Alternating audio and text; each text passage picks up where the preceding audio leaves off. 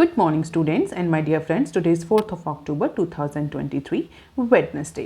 Lecture start करने से पहले अगर आपको बिजनेस स्टैंडर्ड और मिंट की पीडीएफ चाहिए तो आप इनके रिस्पेक्टिव वेबसाइट्स पर लॉगिन कर सकते हैं। इसके अलावा आप मुझे अदर सोशल मीडिया प्लेटफॉर्म्स पर भी ज्वाइन कर सकते हैं। रिकमेंडेड प्ले स्पीड है इस वीडियो की 1.25x। Thought of the day is use all your efforts even when the possibilities play against you.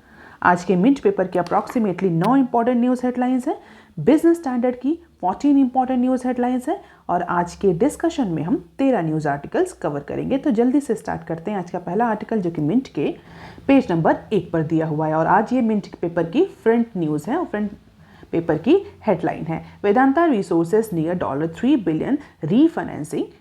So Vedanta Resource PLC is in advanced talk with JP Morgan Chase and Standard Chartered Bank। तो Standard Chartered Bank और JP Morgan से negotiation कर रही है Vedanta resource PLC for what? For acquiring, for securing $3 billion refinancing facility। तो $3 billion financing के लिए 2 institute JP Morgan और स्टैंडर्ड चार्टर से नेगोशिएशन किया जा रहा है और ऐसा कहा जा रहा है कि ये जो डिस्कशन है, जो ये टॉक है, ये एडवांस स्टेज पर पहुंच चुकी है। बहुत जल्द ही ये प्रोबेबली ये जो डील है ये फाइनलाइज हो जाएगी। और ऐसा नहीं है कि केवल इन्हीं दोनों से ये नेगोशिएशन या एडवांस टॉक जो थी वो स्टार्ट हुई थी। इसके अलावा कई सारे और भी बड़े बड़े बैंक्स जो यूरोप में हैं और यूएस में हैं उनसे पिछले कुछ हफ्तों से कंटिन्यूअस डिस्कशन में है Vedanta in order to get this refinance facility, in order to raise the fund. So mining to metal conglomerates is going to raise the $3 billion finance। और अगर हम देखें वेदांता रिसोर्स पीएलसी जो कि एक्चुअली डिस्कशन में है इन सारे बैंक्स और फाइनेंशियल इंस्टीट्यूशंस के साथ, उसका अप्रॉक्सीमेटली 63.7% का शेयर है वेदांता लिमिटेड में। और इस पर्टिकुलर फाइनेंसिंग के थ्रू जो वेदांता रिसोर्स है that is actually trying at a bond repayment of $3.1 billion जो कि 2025 में ड्यू है। तो 2025 में जो बॉन्ड रीपेमेंट ड्यू है उसके लिए ये फाइनेंसिंग करी जा रही है। और अगर वेदांता लिमिटेड की बात करें तो रिसेंटली वेदांता लिमिटेड ने मेजर रीस्ट्रक्चरिंग अनाउंस करी है थ्रू मल्टीपल डीमर्जर प्रोग्राम्स। तो कई सारे डीमर्जर प्रोग्राम्स हमें अपकमिंग टाइम में वेदांता लिमिटेड में देखने को मिलेंगे। रीजन बिहाइंड कि एक अच्छा खासा एक सिग्निफिकेंट अमाउंट का जो ड्यू है वो कलेक्ट हो चुका है या जो नेट डेट है वो ड्यू है वेदांता लिमिटेड पर, जिसकी वजह से फिलहाल जो वेदांता है वो मेजर रीस्ट्रक्चरिंग प्रोसेस के लिए जा रही है। सो this is all about the deleveraging the balance sheet. Vedanta Resource has largely relied on dividend from its Indian units, that is Hindustan Zinc and Vedanta Limited। और दोनों ही कंपनीज में जो वेदांता है उसका अच्छा खासा सिग्निफिकेंट है। You can just have the glimpse of it। Loan at subsidiary, bonds at Vedanta Resources, loan at Vedanta Resources, bonds at subsidiary, and this is the debt mix of Vedanta। And these are the key points. Definitely आपको याद करने की जरूरत नहीं, just have the glimpse of it. अब देख लेते हैं article number 2 that is given on page number 1 of mint paper. SEBI finfluencer rules to hurt foreign broker. तो इंडिया में सोशल मीडिया प्लेटफॉर्म्स पर कई सारे हमें फिनफ्लुएंसर्स देखने को मिलते हैं जो इंडिविजुअल्स स्पेशली रिटेल सेगमेंट के जो इन्वेस्टर्स होते हैं उनके फाइनेंशियल और इन्वेस्टमेंट डिसीजंस को इम्पैक्ट करते हैं, इन्फ्लुएंस करते हैं। और पिछले कुछ टाइम से regulatory authorities including SEBI influencer को रेगुलेट करने की कोशिश कर रही है। और ऐसा कहा जा रहा है कि जिस तरीके से security and exchange board of India नए नए रूल्स ला रही है, नए नए रेगुलेशंस ला रही है फाइनेंशियल इन्फ्लुएंसर्स या जिनको हम शॉर्ट फॉर्म में फिनफ्लुएंसर्स भी कहते हैं, उनको रेगुलेट करने के लिए उन सारे रेगुलेशन का एक अनइंटेंडेड इम्पैक्ट हमें ओवरसीज बैंक्स और ब्रोकर्स पर देखने को मिल सकता है। कौन से ओवरसीज बैंक और फॉरेन बैंक्स या फॉरेन ब्रोकर्स? ऐसे फॉरेन बैंक्स या ऐसे फॉरेन ब्रोकर्स जो कि फॉरेन पोर्टफोलियो इन्वेस्टर्स को सर्विस प्रोवाइड कर रहे हैं, ऐसे बैंक्स, ऐसे ब्रोकर्स जो हैं वो इम्पैक्ट कर सकते हैं। और अगर हम पिछले कुछ रेगुलेशंस को देखें तो अगस्त के महीने में जो सेबी है उसने कुछ कंसल्टेशन पेपर रिलीज़ किए थे जहां पर ये प्रॉमिस किया था सेबी ने कि जो एनालिस्ट हैं, जो फी स्ट्रक्चर एनालिस्ट हैं, जो इन्वेस्टमेंट एडवाइज़र हैं, उनके लिए कुछ फ़ी, उनके लिए कुछ कमीशन प्रपोज किया था। And in this paper SEBI also suggested that fee for investment adviser should be paid through portal monitor by SEBI recognise supervisory board. तो इन जो इन्वेस्टर्स हैं, ये जो इन्वेस्टमेंट एडवाइजर्स हैं, जो ये एनालिस्ट हैं, इनको जो फ़ी पे करी जाएगी, जो कंसल्टेशन फ़ी, एडवाइजिंग फ़ी पे करी जाएगी, ये से केवल और केवल एक ऐसे पोर्टल के थ्रू पे करी जाएगी जिसको सेबी मॉनिटर कर रहा है, सेबी रिकॉग्नाइज बॉडी मॉनिटर कर रही है। तो आइडिया क्या था? बेसिकली सेबी का ये आइडिया था कि जो सेबी रजिस्टर्ड एडवाइज़र हैं, केवल वो ही इन्वेस्टमेंट रिलेटेड जो हैं वो एडवाइस दे सकें, स्टॉक रिलेटेड एडवाइस और किसी भी तरह के इंस्ट्रूमेंट, फाइनेंशियल इंस्ट्रूमेंट को खरीदने के एडवाइस जो केवल सेबी रजिस्टर्ड जो एडवाइजर्स हैं केवल वो ही दे सकें। हर कोई आकर के आज के टाइम में फिन इन्फ्लुएंसर ना बन जाए और रिटेल इन्वेस्टर्स को इन्वेस्टमेंट की एडवाइस ना दे। से क्या होता है कि रिटेल इन्वेस्टर्स के पास इतनी इन्फॉर्मेशन नहीं होती है और वो एक इन्फॉर्म्ड डिसीजन, रैशनल डिसीजन नहीं ले पाते हैं, जिसकी वजह से उनका इंटरेस्ट हॉल्ट होता है।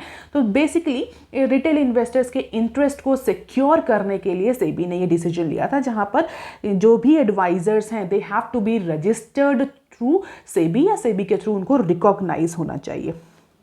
अब देखें अगर फॉरेन बैंक्स और ब्रोकर्स जो कि कई सारी बंडल सर्विसेज ऑफर्ड करते हैं फॉरेन इंस्टीट्यूशनल इन्वेस्टर्स को, that comprise broking, custodian, research services, making it difficult to ascertain value of just research services, और उनके लिए इस तरह के किसी भी पोर्टल में, सेबी सुपरवाइज्ड बॉडी के पोर्टल में या किसी सेबी से रिकॉग्निशन कर पाना थोड़ा सा प्रॉब्लमेटिक है, क्योंकि वो कई सारी बंडल्ड सर्विसेज ऑफर करते हैं and for them it is very difficult to ascertain the value of just research services. और इसी पर्टिकुलर रेगुलेशन की वजह से जो ये फॉरेन बैंक्स हैं, जो ये ब्रोकर्स हैं, इनकी सर्विसेज इंपैक्ट करेंगी, ऐसा मानना है एनालिस्ट का, ऐसा मानना है एक्सपर्ट्स का। तो फिनफ्लुएंसर्स को रेगुलेट करने के लिए जो भी रूल्स रेगुलेशंस आ रहे हैं उनका इनडायरेक्ट इंपैक्ट हमें फॉरेन ब्रोकर्स या फॉरेन बैंक्स पर देखने को मिल रहा है। अब देख लेते हैं next article, India need more women workers to be a 5 trillion economy. तो ये एक इंटरव्यू है, किसका इंटरव्यू है? World Bank India director Auguste, Mister Auguste, जहां पर उन्होंने कई सारे इंपॉर्टेंट इश्यूज पर अपने पॉइंट ऑफ व्यू, जैसे इंडिया का जो रिसेंट इंक्लूजन हुआ है ग्लोबल बॉन्ड इंडाइसेस में, जो ग्लोबल बॉन्ड इंडाइसेस में आप मुझे बताएं किस ग्लोबल बॉन्ड इंडाइसेस में इंडिया के जो बॉन्ड्स हैं उनका इंक्लूजन हुआ है, और कई सारे अदर इश्यूज इंडिया के एम्प्लॉयमेंट को लेकर के, इंडियन इकोनॉमी को 5 ट्रिलियन बनने का जो टारगेट है उसके टारगेट को लेकर कई सारे उन्होंने अपने व्यूज़ जो हैं वो रिप्रेजेंट किए हैं। और उसमें जो सबसे इंपॉर्टेंट जो कुछ की पॉइंट्स हैं वो ये हैं कि इनके अकॉर्डिंग अगर इंडिया $5 ट्रिलियन की इकोनॉमी बनना चाहता है जल्द से जल्द, तो जो वुमेन वर्कर्स हैं उनका पार्टिसिपेशन बहुत ज़रूरी है। हालांकि इसके कॉन्ट्रेरी अगर हम देखें डेटा को, तो पिछले कुछ सालों से वुमेन पार्टिसिपेशन लेबर वर्कफोर्स में डिक्रीज होता हुआ दिख रहा है, specially in the context of India. तो उस कंटेक्स्ट में कैसे इंडिया वुमेन पार्टिसिपेशन इंश्योर करेगा फॉर्मल एम्प्लॉयमेंट में, ये भी एक बहुत बड़ा चैलेंज होगा और इस चैलेंज को रिकॉग्नाइज किया गया है इस इंटरव्यू। तो इफ यू आर इंटरेस्टेड और अगर आप यूपीएससी की तैयारी करें तो डेफिनेटली ये इंटरव्यू आप थोड़ा सा डिटेल में देख सकते हैं। अब देख लेते हैं next clip, airline prep for Q3 traffic record. तो record number of Indians are expected to fly into December quarter. Reason behind simple, festive reason, festivals आ रहे हैं तो ट्रेन्स में भी हमें ट्रैफिक देखने को मिलेगा, रेलवे में भी ट्रैफिक देखने को मिलेगा, एयरलाइंस में भी ट्रैफिक देखने को मिलेगा, रोड ट्रांसपोर्ट में भी हमें ट्रैफिक देखने को मिलेगा। तो अभी इतने टाइम से जो हमें एयरलाइंस में जो थोड़ा सा कम फुटफॉल देखने को मिला था, अब प्रॉबली वो रिकवर करेगा और इसके लिए जो एयरलाइंस हैं वो Q3 में हाई ट्रैफिक के लिए अपनी प्रिपरेशन कर रही हैं। तो festive season, upcoming world cup, lengthy holidays, all these are constituting और anticipating that there will be the high traffic और record traffic in Q3 of financial year 24 in case of airlines. और उसके लिए जितनी भी एयरलाइंस हैं they are preparing for their flights, scheduling कर रही हैं जैसे कि मैक्सिमम ट्रैफिक को वो टैप कर सकें। अब देख लेते हैं बिजनेस स्टैंडर्ड के आर्टिकल, बिजनेस स्टैंडर्ड का आर्टिकल नंबर 5 जो कि पेज नंबर 1 पर दिया हुआ और इसके साथ 6 भी हम डिस्कस करेंगे जो कि पेज नंबर 4 पर दिया हुआ है। देख लेते हैं आर्टिकल क्या है। World Bank sees financial year 24 inflation in India rising to 5.9%। तो वर्ल्ड बैंक ने ट्यूसडे को जो रिटेल इन्फ्लेशन फोरकास्ट है इंडिया का उसको इंक्रीज कर दिया है। फाइनेंशियल ईयर 24 के लिए वर्ल्ड बैंक ने अपने कुछ प्रोजेक्शन किए हैं। अपना जो half yearly India development update है उसमें कई सारे प्रोजेक्शंस को रिवाइज किया है इकोनॉमी को लेकर के। तो पहला जो प्रोजेक्शन रिवीजन है that is retail inflation forecast. Retail inflation यानी CPI के लिए जो वर्ल्ड बैंक ने पहले प्रोजेक्शन किया था फाइनेंशियल ईयर 24 का उसको इंक्रीज कर दिया है। पहले कितना प्रोजेक्शन था वर्ल्ड बैंक का? पहले वर्ल्ड बैंक ने प्रोजेक्ट किया था कि अप्रॉक्सीमेटली 5.2% का CPI रहेगा। और ये प्रोजेक्शन कब किया था? अप्रैल के महीने में, starting of this financial year world Bank ने ऐसा प्रोजेक्ट किया था, फोरकास्ट किया था कि इंडिया का जो CPI है इस फाइनेंशियल ईयर में वो एवरेजली 5.2 रहेगा, लेकिन अभी उसको रिवाइज करके 5.9 कर दिया। और हम सभी जानते हैं कि रिवीजन क्यों है, because of the abrupt monsoon और एल नीनो इम्पैक्ट। उसकी वजह से एग्रीकल्चर जो प्रोडक्टिविटी है वो रिड्यूस करेगी, एग्रीकल्चर आउटपुट रिड्यूस करेगा, जिसका इंपैक्ट हमें इन्फ्लेशन पर देखने को मिलेगा अपकमिंग मंथ्स में। तो इसी पर्टिकुलर कंटेक्स्ट में सबसे पहला काम तो वर्ल्ड बैंक ने किया है, रिटेल इन्फ्लेशन फोरकास्ट है उसको रिवाइज करके इंक्रीज कर दिया है। इसके अलावा अगर इकोनॉमिक ग्रोथ फोरकास्ट की बात करें तो उसका जो फोरकास्ट है वो 6.3% का, उसमें कोई चेंज नहीं किया है। उसके पीछे रीजन जो वर्ल्ड बैंक ने दिया है कि जो 6.3% की ग्रोथ रेट से इंडियन इकोनॉमी ग्रो करेगी for financial year 24। Reason behind, क्या रीजन है इसका? सीधा बोला है वर्ल्ड बैंक ने, स्ट्रॉन्ग इन्वेस्टमेंट हमें देखने को मिल सकता है। Because of the strong investment there will be the employment generation, capex formation, employment generation होगा, कैपिटल फॉर्मेशन होगा, इनकम जनरेशन होगा, income generation leads to demand, demand leads to economic activities. इस पर्टिकुलर वर्चुअल साइकिल को highlight करते हुए world Bank ने 6.3% का growth rate India के बारे में प्रोजेक्ट किया है। हालांकि इन्फ्लेशन को लेकर के मानसून को एक इंपॉर्टेंट रीजन साइट किया है। और अगर हम एक्चुअल इंडिया में इन्फ्लेशन की बात करें तो इंडिया में जो CPI इंडेक्स बेस्ड इन्फ्लेशन रहा है वो 6.83% रहा है इन द मंथ ऑफ अगस्त, जो कि अपने 15 महीनों के हाईएस्ट पॉइंट यानी 7.44 से थोड़ा सा नीचे हुआ है। जुलाई में जो CPI था वो 7.44 था। हालांकि अगस्त में हमें थोड़ा सा मॉडरेशन देखने को मिल रहा है, बट अगर ये मॉडरेशन देखें 6.3 तो ये भी अभी भी ये RBI की जो टॉलरेंस लिमिट है उससे ज़्यादा है। इसके अलावा ऑयल प्राइसेस जो हैं वो इनिशियली तो मॉडरेट हुए थे, लेकिन अब फिर से वो इंक्रीज होना शुरू हो चुके हैं। ग्लोबल रिसेशनरी कंडीशंस देखने को मिल रही हैं।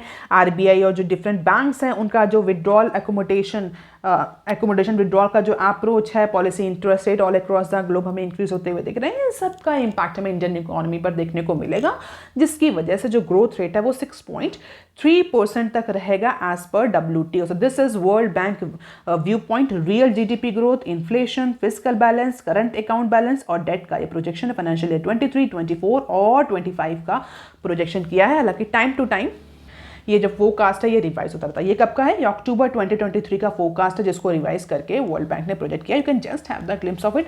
अब इसके ही साथ इकोनॉमी रिलेटेड एक और न्यूज़ है जो पेज नंबर 4 पर दी हुई है, उसको भी हम यहाँ डिस्कस कर लेते हैं। Manufacturing PMI at 5 months low in September. तो Indian manufacturing expand at slowest pace in 5 months। पिछले 5 महीनों के सबसे स्लोएस्ट पॉइंट या सबसे स्लोएस्ट रेट का ग्रोथ रेट हमें सितंबर के मंथ में देखने को मिल रहा है। But demand and output significantly improve despite the increase inflationary pressure. तो इंडिया का जो मैन्युफैक्चरिंग परचेजिंग मैनेजर इंडेक्स है, जिसको मैन्युफैक्चरिंग PMI बोलते हैं, वो 57.5 रहा है इन द मंथ ऑफ सितंबर, जो कि 58.6 था अगस्त में। तो अगस्त में जो इंडिया का मैन्युफैक्चरिंग PMI था एज पर S&P वो 58.6 था अगस्त में, जो कि रिड्यूस होकर के 57.5 पहुंच गया। हालांकि अभी भी ये एक्सपेंशन ही है। हम सभी जानते हैं मैन्युफैक्चरिंग PMI 1 से लेकर के 100 के इंडेक्स में मेजर किया जाता है। 50 से ऊपर का अगर PMI होता है तो उसमें हम एक्सपेंशन मानते हैं। 50 से अगर नीचे का होता है तो उस पर्टिकुलर सेक्टर में हम कॉन्ट्रैक्शन एंटिसिपेट करते हैं। हालांकि अभी भी जो मैन्युफैक्चरिंग PMI है वो 50 से ऊपर है, सिग्निफिकेंटली ऊपर है। तो एक्सपेंशन तो है ही मैन्युफैक्चरिंग सेक्टर में, लेकिन जो एक्सपेंशन है ये पिछले 5 सालों का लोएस्ट एक्सपेंशन है। पिछले 5 महीनों का, नॉट 5 सालों का, 5 महीनों का लोएस्ट एक्सपेंशन है। पिछले 5 महीनों में इससे ज्यादा मैन्युफैक्चरिंग PMI देखने को मिली थी। So the because of the robust demand and output significantly improve the increased inflationary because of this increase in inflationary pressure, still India's PMI has a decent expansion rate, but in comparison to last month हमें ये expansion rate decrease होता हुआ दिख रहा है. और अगर हम देखें अदर एशियन इकोनॉमीज, तो अदर एशियन इकोनॉमीज के कंपैरिजन में इंडिया का जो PMI है वो काफ़ी अच्छा है एज पर S&P ग्लोबल. तो माइल्ड साइन है स्लो डाउन का, बट फिर भी अदर एशियन इकोनॉमी से कंपैरिजन में Indian manufacturing sector is performing well. अब देख लेते हैं article number 7 that is given on page number 4 of business standard. OECD urge India to pair government ownership in banks and insurers. OECD stands for Organization for Economic Cooperation and Development. आप मुझे comment section में लिख करके बताइए what is this organisation all about और उसका basic mandate क्या है.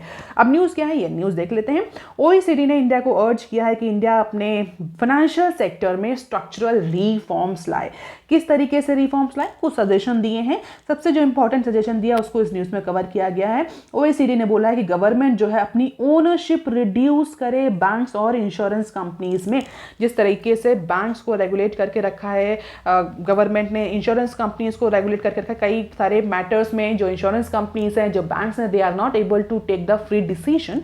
तो उसी को लेकर के OECD ने अपने सजेशन दिए हैं कि स्ट्रक्चरल रिफॉर्म्स की जरूरत है इंडिया के फाइनेंशियल सेक्टर में. और सबसे इंपॉर्टेंट जो रिफॉर्म है वो ये जरूरी है कि जो गवर्नमेंट है वो अपनी ओनरशिप रिड्यूस करे बैंक्स और फाइनेंशियल कंपनीज में और लिबरलाइज करे फॉरेन डायरेक्ट इन्वेस्टमेंट को. जो बैंकिंग और इंश्योरेंस सेक्टर में जो FDI रिलेटेड जो रिस्ट्रिक्शंस लगाए गए हैं उन रिस्ट्रिक्शंस को रिलीज करे गवर्नमेंट, उन रिस्ट्रिक्शंस को रिमूव करे, जिससे कि बहुत ज़्यादा फॉरेन डायरेक्ट इन्वेस्टमेंट इंडिया के बैंकिंग और इंश्योरेंस सेक्टर में पेनिट्रेट कर सके. तो अपनी जो latest going for growth 2023 report publish करी है उसमें OECD ने इंडिया को हर कंट्री को स्ट्रक्चरल पॉलिसी प्रायोरिटीज़ के बारे में बोला. इंडिया को बोला गया कि इंडिया में जो ग्रोथ फंडामेंटल्स हैं वो बहुत स्ट्रॉन्ग है. इसके अलावा ग्रीन और डिजिटल ट्रांजिशन भी बहुत ज़रूरी. इस तरह के कई सारे green digital transition, growth fundamentals, कई सारे इश्यूज पर OECD ने अपनी सजेशंस दी हैं. रिकमेंडेशंस आर इन 4 की पॉलिसी एरियाज. बेसिकली 4 की पॉलिसी एरियाज हैं जहां पर ये रिकमेंडेशंस दी गई हैं. जैसे कि अगर हम बात करें design of social support programmes, lifting potential growth by removing obstacles to effective resource utilisation, securing faster progress towards decarbonization and digital transformation for driving the productivity and growth. हालांकि सिर्फ ऐसा बैंकिंग और फाइनेंस सेक्टर के लिए ऐसा नहीं कहा गया है. Even insurance, defence, petroleum, natural gas और टेलीकॉम में भी ये सजेशंस गवर्नमेंट को दिए गए हैं कि गवर्नमेंट जो है वो फॉरेन पार्टिसिपेशन को इम्प्रूव करे, जिससे कि ज़्यादा से ज़्यादा टेक्नोलॉजिकल एडवांसमेंट देखने को मिलेगा, प्रोडक्टिविटी इंप्रूव होगी, सोशल सपोर्ट इंक्रीज होगा. कई सारे अपने सजेशंस दिए हैं. हालांकि हर कंट्री का अपनी अपनी रिक्वायरमेंट होती है. गवर्नमेंट कितना इन सजेशंस को सीरियसली लेता है, that is something. So these are the takeaway. Enhance the design of social support programs, reduce or remove the obstacle for effective utilization of the resources, that is कि FDI आने से ही resource utilisation होगा, effective resource utilisation होगा, ऐसा मानना है OECD का. इसके अलावा डिकार्बोनाइजेशन, डिजिटल ट्रांसफॉर्मेशन जैसे जो एरियाज हैं की पॉलिसी एरियाज, उनमें भी सजेशंस दिए गए हैं इंडिया को. अब देख लेते हैं article number 8 to 9 that is given on page number 6. CD issuance in September surged to financial year 24 high amid tight liquidity. Recently हमें मिड डेफिसिट लिक्विडिटी की सिचुएशन देखने को मिली थी बैंकिंग सेक्टर में. रीजन बहुत सारे थे. एक इंपॉर्टेंट रीजन हमने डिस्कस भी किया था कि जो incremental cash reserve ratio RBI ने डाला था उसकी वजह से बैंक्स में जो एक्सेस लिक्विडिटी थी वो एब्जॉर्ब हो गई थी. लेकिन instead of this deficit liquidity, September month has seen the highest issuance of certificate of deposits. ये जो CD है इसका फुल फॉर्म होता है that is certificate of deposit.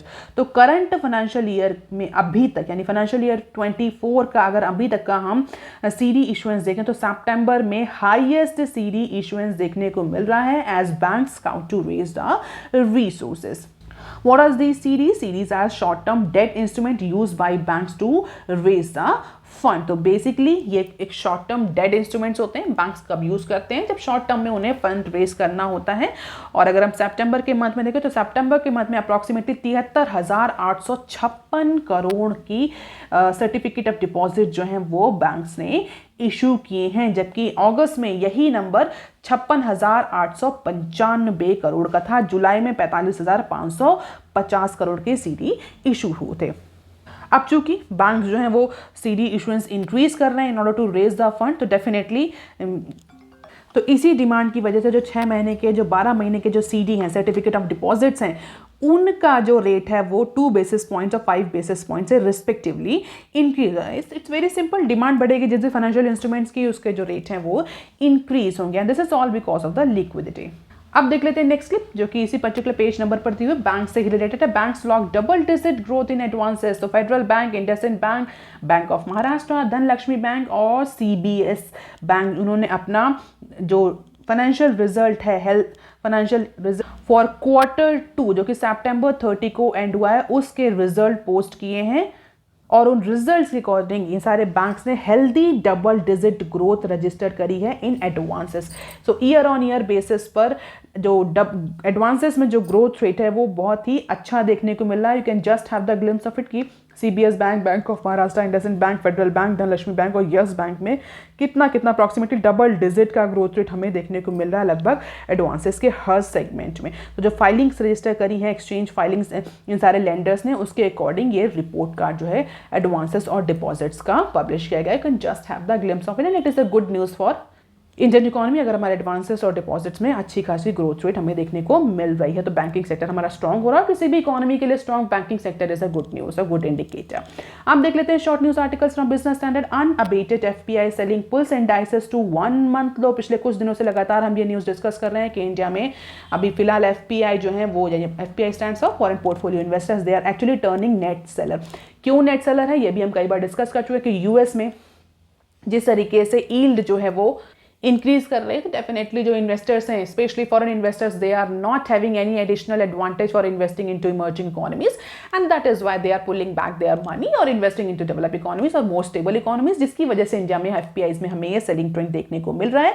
और इस सेलिंग ट्रेंड का इंपैक्ट हमें इंडिया के जो बेंचमार्क इंडाइसेस हैं उनमें देखने को मिला। ट्यूसडे को इंडिया के जो बेंचमार्क इंडाइसेस हैं वो अपने लोएस्ट लेवल पर पहुंच गई, एक महीने के अपने लोएस्ट लेवल पर पहुंच गई ऑन एन इंट्राडे बेसिस। और reason behind rising bond yield and hawkish statement by US Federals। तो सेंसेक्स में हमें 0.5% का डिक्लाइन देखने को मिला, निफ्टी में भी 0.6% का डिक्लाइन देखने को मिला। अप्रॉक्सीमेटली जितने भी इंडाइसेस हैं उन सब में डिक्लाइन देखने को मिला ट्यूसडे को, स्पेशली इन इंट्राडे सेशन। अगर मेजर निफ्टी लैगार्ड्स की बात करें तो ONGC, एशर, हिंडाल्को, मारुति और डॉक्टर रेड्डीज जो थे उन्होंने सबसे ज़्यादा ड्रॉप रजिस्टर्ड किया in terms of their stock performance. अब देख लेते हैं next clip. A fifth of IT freshers job may go AI वे। तो आर्टिफिशियल इंटेलिजेंस और जॉब क्रिएशन को लेकर के बहुत ज़्यादा डिबेट और आर्ग्यूमेंट कई टाइम से चल रहा है। ऐसा कहा जा रहा था कि AI जो है वो कई सारी जॉब्स को रिप्लेस कर देगा, और अब इसको लेकर के जो HR प्रोफेशनल्स हैं उनमें भी कंसेंसस बनती दिख रही है। उनका ये मानना है कि कई सारी एंट्री लेवल जॉब्स जो हैं IT फ्रेशर्स की, एंट्री लेवल जॉब्स जैसे data entry, basic coding, software testing and repetitive process, इन सबको AI जो है वो रिप्लेस करके कर देगा, जिससे ये सारी जॉब जो है वो खत्म हो जाएंगे। ऐसे कौन कौन से जॉब है जिनको AI रिप्लेस नहीं कर सकता एंट्री लेवल पर? Critical thinking, emotional intelligence, problem solving skills and effective communication. तो ये सारी जॉब्स ऐसी हैं, या सारे एरिया जहाँ पे जिनको अभी फिलहाल के लिए AI रिप्लेस नहीं कर सकता, बट एंट्री लेवल की बहुत सारी, स्पेशली IT सेक्टर में एंट्री लेवल की जो बहुत सारी जॉब्स हैं उनको अब AI रिप्लेस कर देगा। प्रॉब्लली हमें AI के इमर्जेंस की वजह से IT सेक्टर में कुछ अनएम्प्लॉयमेंट देखने को मिला है। हालांकि टेक्नोलॉजी को लेकर के हमेशा से ये कंट्रोवर्सी रही है। कुछ का मानना है कि अगर टेक्नोलॉजी कुछ जॉब कम करती है तो कुछ नई एडिशनल जॉब क्रिएट भी करती है, जबकि कुछ का कहना है कि हमेशा से टेक्नोलॉजी जो है वो जॉब खत्म करती हुई आई है। लेट अस सी। तो ये एक अपना एक सर्वे जिसमें लेकर के जो HR है उनमें कंसेंसस बनती दिख रही है कि AI जो है वो एटलीस्ट एंट्री लेवल की जॉब्स को खत्म कर देगा आगे आने वाले टाइम में। अब देख लेते हैं next clip. Stubble burning cases to top total of last 2 year. Stubble burning एक बहुत बड़ा इशू है पंजाब और हरियाणा में, जिसकी वजह से नॉर्थ इंडिया को कई बार विंटर आने से पहले पॉल्यूशन, बहुत ज़्यादा पॉल्यूशन फेस करना पड़ता है। हालांकि इसके कई सारे रीजंस हैं, कई सारे फैक्टर्स हैं, गवर्नमेंट कई सारे मेजर्स भी लेती है, बट उनका इम्पैक्ट हमें एक्चुअल ग्राउंड पे देखने को नहीं मिलता। अगर हम डिटेल में स्टबल बर्निंग को डिस्कस करेंगे तो बहुत ज़्यादा लेंदी हो जाएगा ये पर्टिकुलर टॉपिक। अगर आपसे एक रिक्वेस्ट है कि आप इस आर्टिकल को थोड़ा सा डिटेल में देख लें और स्टबल बर्निंग के बारे में जानें, क्योंकि पिछले कुछ टाइम से कॉम्पिटिटिव एग्जाम्स में स्टबल बर्निंग एक बहुत इंपॉर्टेंट इशू रहा है। तो आप देख लेते हैं न्यूज़ क्या है।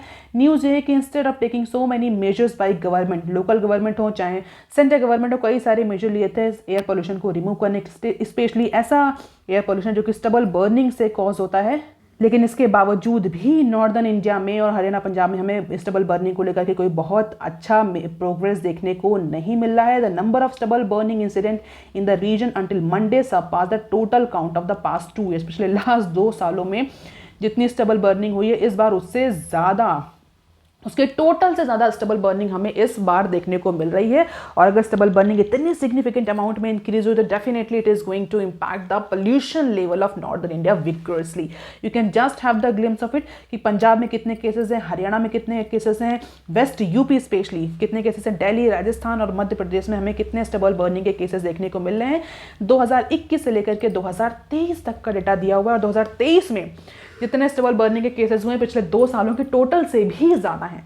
नाउ यू कैन इमेजिन कि इस बार नॉर्थ इंडिया, दिल्ली और एनसीआर रीजन में हमें किस तरह के air pollution related challenges face करने पड़ सकते हैं because of this stubble burning incident. आप देख लेते हैं next clip. Rail freight grow to 6.7% in September on coal movement. So after the sluggish growth movement of goods through Indian Railway recorded the growth of 6.67% in the month of September. और जो growth देखने को मिल रही है this is all about the cargo movement और the goods movement. ये passenger railway की बात नहीं हो रही, this is all about the goods movement train.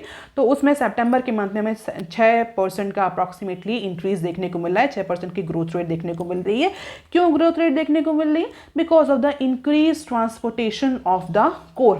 कोल एक सिग्निफिकेंट कमोडिटी है जिसका सितंबर में काफ़ी ज़्यादा ट्रांसपोर्टेशन हुआ है जिसकी वजह से ये नंबर जो है वो इंक्रीज हो रहा है. इसके अलावा आयरन और balanced and other goods, exim containers, pig iron, fertiliser, food grains, domestic containers approximately 2 segment को अगर हम छोड़ते हैं तो सभी में हमें ग्रोथ देखने को मिल रही in terms of the movement.